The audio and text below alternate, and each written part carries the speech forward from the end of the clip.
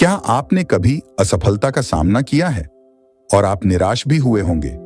जब लोग अपनी सफलता की ओर बढ़ते हैं तो उनमें से 95% तो असफल होते ही हैं। लेकिन ये सिर्फ आपके साथ नहीं है, ये सबके साथ होता है। असफलता हमारे लिए एक गाइड है, एक मोटिवेशन है।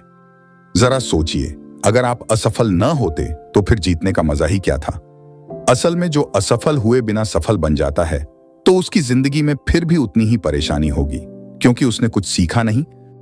इस किताब फेलिंग फॉरवर्ड की समरी में आप सीखेंगे कैसे असफलता को अपना मोटिवेशन बनाएं, कैसे बिना निराश हुए फिर से अपनी मंजिल की ओर बढ़ें।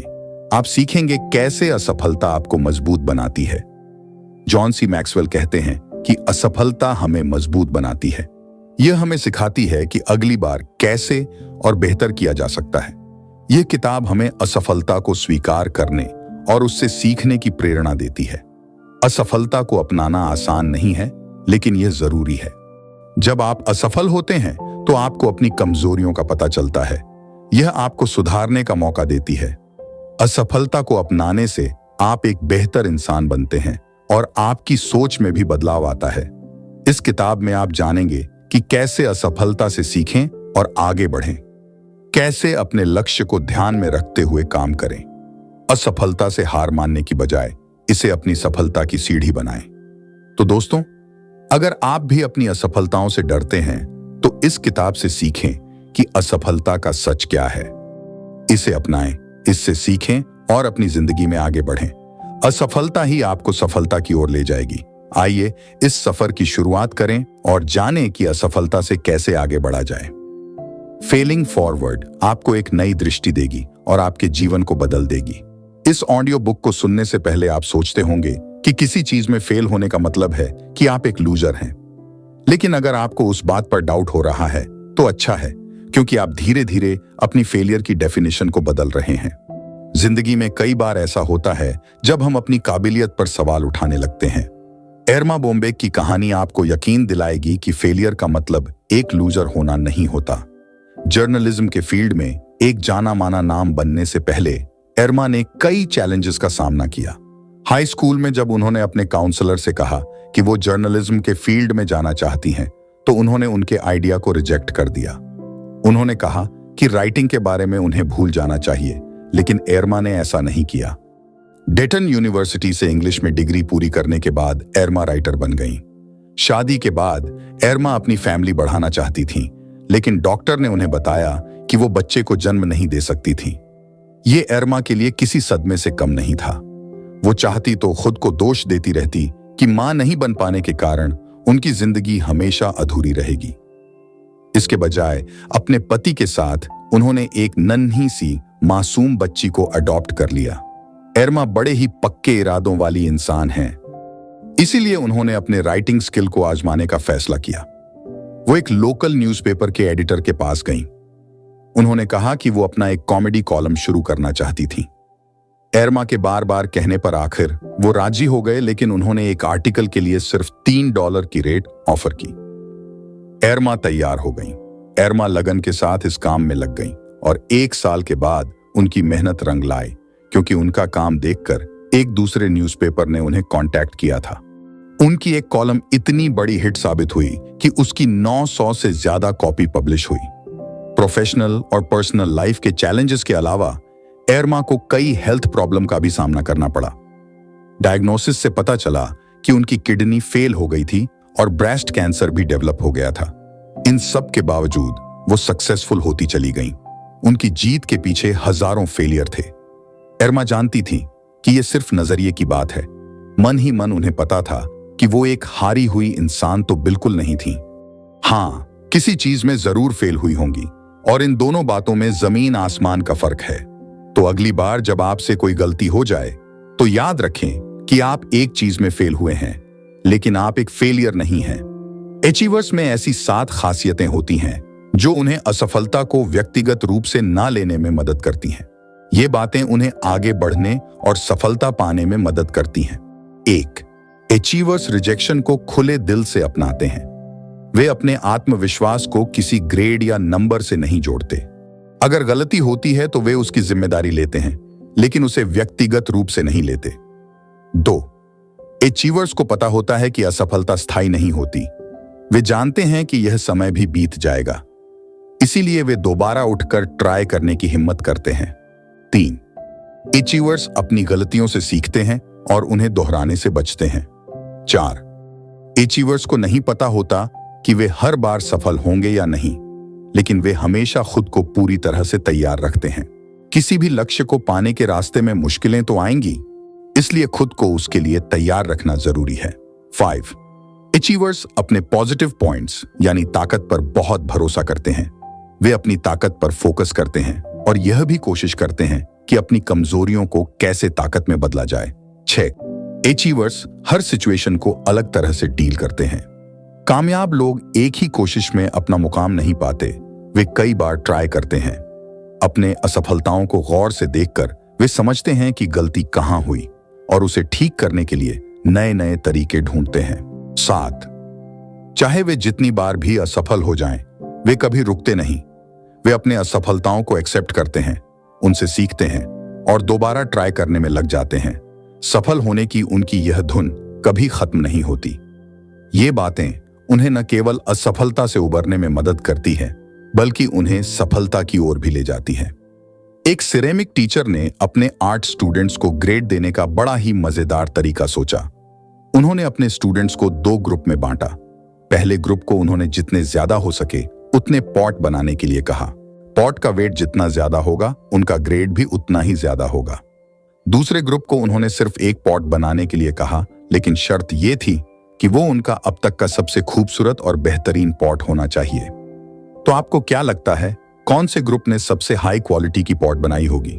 बेशक पहले ग्रुप ने, क्योंकि वो लगातार पॉट बना रहे थे, तो वो अपनी गलतियों से सीख भी रहे थे। अगर पहला पॉट थोड़ा मोटा बना हो तो दूसरे को थोड़ा पतला बना सकते थे। दूसरे ग्रुप को सिर्फ एक पॉट बनाना था, इसीलिए वो कुछ सीख नहीं पाए।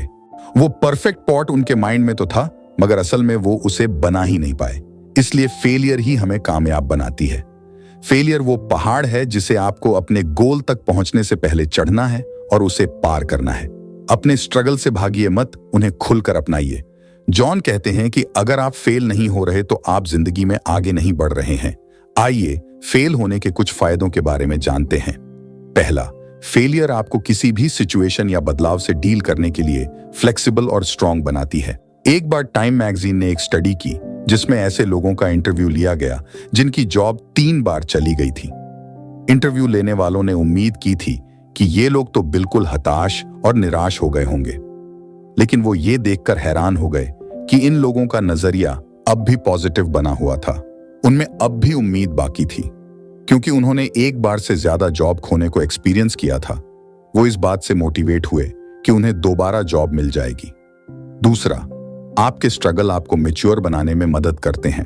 ड्रामा की कहानी लिखने वाले विलियम सरोयान के अनुसार आप अपने फेलियर से बहुत सारी नॉलेज हासिल करते हैं, लेकिन सक्सेस आपको कुछ खास नहीं सिखाता। वो आपको बस एंजॉय करने का मौका देता है। स्ट्रगल आपको फ्यूचर में आने वाली मुश्किलों को दूर करने के लिए तैयार करती है। तीसरा, फेलियर ये याद दिलाकर कि ये वक्त भी बीत जाएगा, आपको मजबूत बनाए रखती है। अगर आपको कल पहले से ही पता होता कि आज आपको क्या झेलना पड़ेगा, तो आपको क्या लगता है कि आपका क्या रिएक्शन होता? आज से 10 साल पहले शायद आपको यकीन नहीं होता कि आज आप किस बहादुरी से चीजों का सामना कर रहे हैं। इसलिए स्ट्रगल आपको मजबूत बनाता है। अंत में कभी कभी फेलियर आपके लिए बेहतर रास्ते खोल देती है। अचीवर्स इस कहावत में विश्वास करते हैं कि जब एक दरवाजा बंद हो जाता है तो दूसरा दरवाजा खुल जाता है। कुछ ऐसा ही 1978 में बर्नी मार्कस के साथ हुआ था। बर्नी एक गरीब परिवार से थे।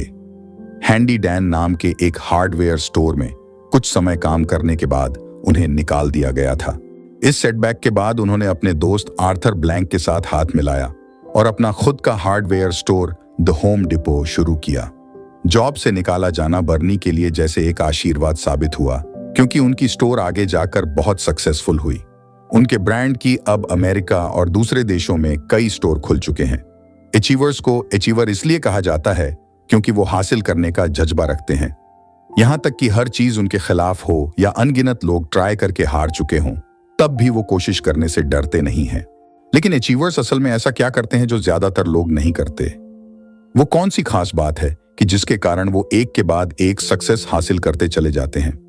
पहली बात, इसका उनके बैकग्राउंड या फैमिली से कोई लेना देना नहीं होता। बहुत से लोग जो लो इनकम बैकग्राउंड से थे, उन्होंने एक्स्ट्राऑर्डिनरी सक्सेस हासिल कर इसे साबित किया है। टॉप पर पहुंचने से पहले उन्हें अनगिनत बार पैसों की तंगी का सामना करना पड़ा था। दूसरा, किसी के पास कितनी दौलत है ये कभी सक्सेस की गारंटी नहीं देता। तीसरा, अपॉर्चुनिटी एक रीजनेबल फैक्टर है, यानी कि हो सकता है कि दो लोग हर पहलू में बिल्कुल सेम हों, जैसे एजुकेशन, टैलेंट वगैरह, खासकर उनके पास जो अपॉर्चुनिटी है उस मामले में भी वो सेम हो, फिर भी उनमें से एक हमेशा ज्यादा सक्सेसफुल होगा। इस बुक के ऑथर जॉन के अनुसार सिर्फ एक ही फैक्टर है जो अचीवर्स को दूसरों से अलग बनाती है। वो है कि वो फेलियर को किस नजरिए से देखते हैं और उसकी तरफ कैसे रिस्पॉन्ड करते हैं। चाहे आप माने या ना माने, लेकिन आप फेलियर को कैसे देखते हैं वो आपकी जिंदगी के हर पहलू को बदल सकता है।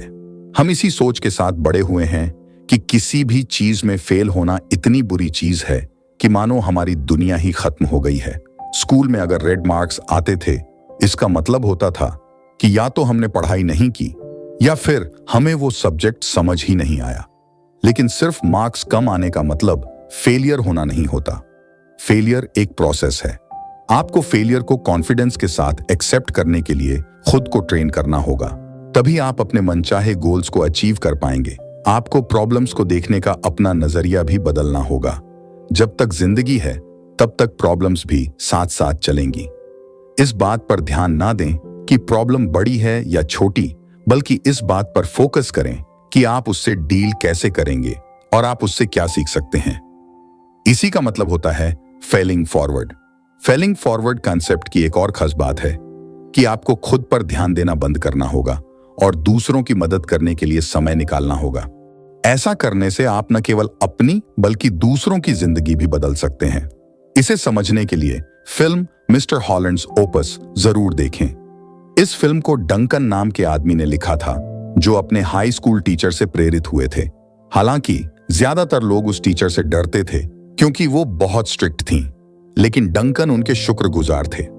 उन्होंने डंकन को किताबें और कपड़े देकर उनकी मदद की थी। डंकन ने उनकी कहानी पर स्क्रिप्ट लिखकर अपनी तरफ से उन्हें और बाकी टीचर्स को श्रद्धांजलि दी, जिन्होंने अपने ज्ञान से अनगिनत बच्चों की जिंदगी बदल दी। मिस्टर हॉलैंड्स ओपस एक ऐसे आदमी की कहानी है जो कंपोजर बनना चाहता था। उसका नाम ग्लेन हॉलैंड था और उसका टैलेंट असाधारण था। वह अपने म्यूजिक करियर के लिए न्यूयॉर्क जाना चाहता था। जब उनके परिवार को पैसे की तंगी होने लगी तो उन्होंने एक स्कूल में टीचर के रूप में काम करना शुरू किया। शुरुआत में ग्लेन को बच्चों को पढ़ाना बिल्कुल पसंद नहीं था, लेकिन जल्द ही उन्हें पढ़ाना अच्छा लगने लगा क्योंकि म्यूजिक के लिए उनका जो पैशन था उसे वे अपने स्टूडेंट्स के साथ शेयर करने लगे थे। कई साल बीत गए और ग्लेन अपने टैलेंट और नॉलेज से अपने स्टूडेंट्स को प्रेरित करते रहे। फिर एक दिन स्कूल में पैसों की कमी की वजह से उन्हें और कई अन्य टीचर्स को काम से निकाल दिया गया। ग्लेन का दिल टूट गया और वे गुस्से में थे। उन्हें लगने लगा जैसे उन्होंने अपना पूरा जीवन बर्बाद कर दिया। अब वे बूढ़े हो गए थे और न्यूयॉर्क में म्यूजिक करियर के अपने सपने को पूरा करने का मौका उनके हाथ से जा चुका था। जब वे भारी मन से अपना सामान पैक कर रहे थे तो उन्हें हॉल में हजारों स्टूडेंट्स की आवाज सुनाई दी, जिन्हें ग्लेन ने पढ़ाया था। उनकी सीख और मोटिवेशन से उन सब की जिंदगी बदल गई थी। यहां तक कि स्टेट के गवर्नर भी वहां मौजूद थे, जो ग्लेन को बार बार धन्यवाद कर रहे थे। गवर्नर ने बताया कि ग्लेन की गाइडेंस के कारण उनकी और उनके साथियों की जिंदगी में बहुत बदलाव आया था। हम अक्सर सोचते हैं कि किसी की जिंदगी को बदलने के लिए हम में कोई खासियत होनी चाहिए, लेकिन इस फिल्म ने इसे गलत साबित किया। कोई भी किसी की भी जिंदगी को बदल सकता है। यही तो कामयाब लोग करते हैं। वे दूसरों की मदद करने पर फोकस करते हैं, न कि सिर्फ अपने बारे में सोचते हैं। नाकाम लोग हमेशा इस बात की चिंता करते हैं कि दूसरे उनके बारे में क्या सोचते हैं। अगर आपकी भी ऐसी ही नेगेटिव सोच है तो इसे बदलने में अब भी देर नहीं हुई है। सेल्फिश होना बंद करें, क्योंकि यह वो इकलौती चीज हो सकती है जो आपको कामयाब होने से रोक रही है। उदाहरण के लिए, स्पर्स टीम के प्लेयर डेविड रॉबिन्सन एक बहुत ही बेहतरीन प्लेयर थे। उनके खेलने का स्टाइल किसी को भी इंप्रेस कर सकता था। उन्हें अपने टैलेंट के लिए कई अवार्ड भी मिले थे, लेकिन वे हमेशा टीम को खुद से पहले रखते थे। इसलिए स्पर्स और रॉबिन्सन दोनों ही चैंपियन बने। इसलिए खुद पर ध्यान देना बंद करें और दूसरों की मदद करें। इससे न केवल आपकी बल्कि दूसरों की जिंदगी भी बदल जाएगी। असफलता जीवन का एक हिस्सा है जिसे हम नजरअंदाज नहीं कर सकते। कोई भी परफेक्ट नहीं होता और गलतियां होना स्वाभाविक है।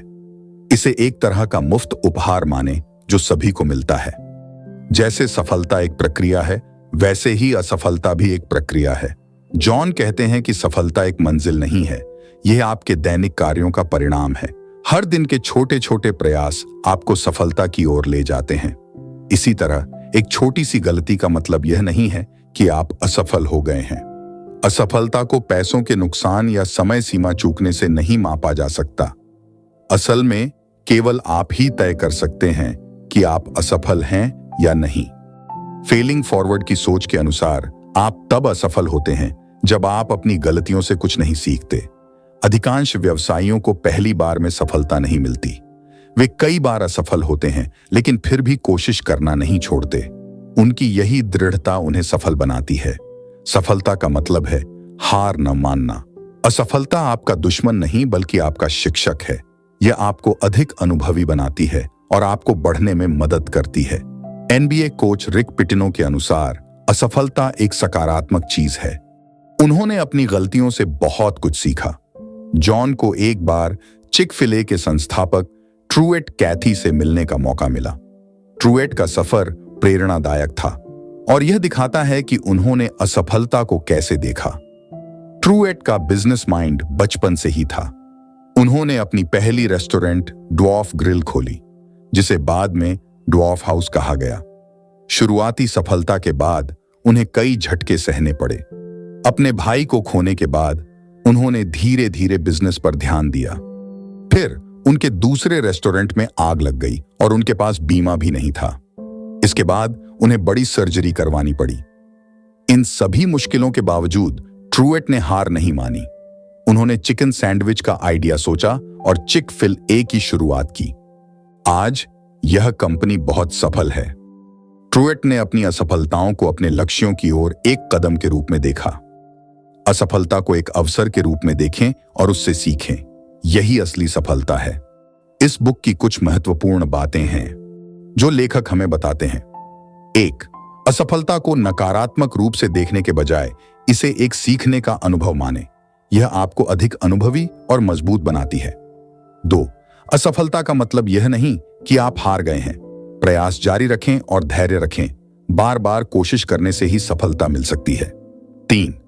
अपनी गलतियों का विश्लेषण करें और उनसे सीखें। यह आपको भविष्य में बेहतर निर्णय लेने में मदद करेगा। 4.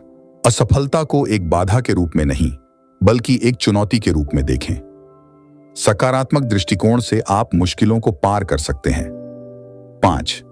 अपने लक्ष्य को स्पष्ट रखें और उसे पाने के लिए निरंतर प्रयास करें। असफलताएं आपको आपके लक्ष्य से भटकने न दें। हमें उम्मीद है यह बुक समरी आपको पसंद आई होगी। दोस्तों, हमारे चैनल को सब्सक्राइब करें और हर दिन बेहतर बने। धन्यवाद।